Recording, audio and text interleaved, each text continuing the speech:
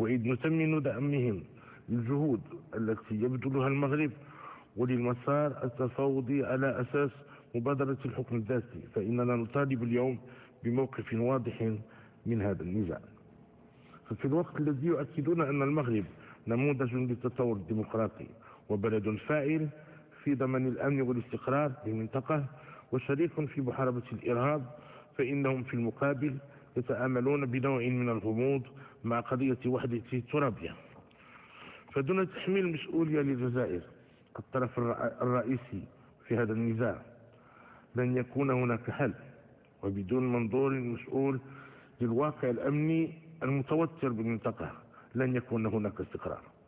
غير أن هذا لا يعني الإساءة للجزائر أو لقيادتها أو شعبها الذي نكن له كل التقدير والاحترام، فكلامنا موزون ومعناه واضح، وإنما نتحدث عن الواقع والحقيقة التي يعرفها الجميع. هذه الحقيقة التي كلما قالها المغرب يتم اتهام الحكومة والأحزاب والصحافة المغربية بمهاجمة الجزائر.